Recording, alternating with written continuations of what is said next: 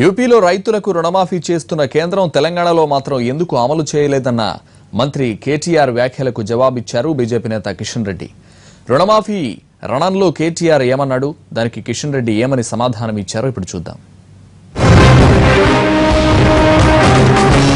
మేము ఈ రుణమాఫీ కార్యక్రమాన్ని ముందుకు తీసుకుపోయే క్రమంలో మేము గతంలో ఆర్బీఐ సహకారం కోరినా, కేంద్ర ప్రభుత్వ సహకారం కోరినా మాకు చాలా నీతులు చెప్పారు అధ్యక్ష. కేంద్ర ప్రభుత్వ పెద్దలు అన్నాడు చాలా చెప్పారు.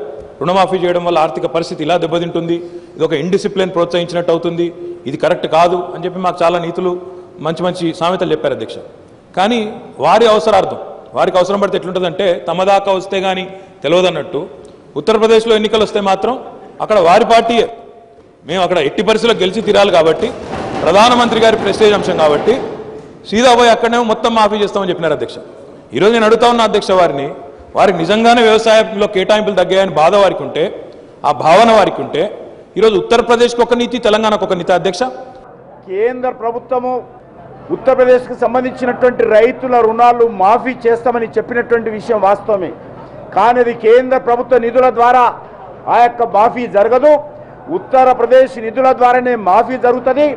కానీ ఇదేది అవగాహన లేకుండా ఈరోజు కేటీఆర్ గారు ఆ రకంగా మాట్లాడము మరి ఆయన తెలివి తక్కువతనానికి అద్దం పడతా ఉంది. మీరు గజ్వేల్కి ఏమో 100 కోట్ల రూపాయలు ఇస్తున్నారు, ఏ రకంగా ఇస్తున్నారు? ఒక ఎర్రవల్లిలో 2 బెడ్రూమ్ స్కీమ్ ఎందుకు పూర్తి చేశారు? మిగతా కొన్ని వేల గ్రామాలలో కనీసం ఒక రూమ్ కానీ ఒక ఫౌండేషన్ కానీ ఎందుకు వేయదు? దీనికి జవాబు చెప్తాడా?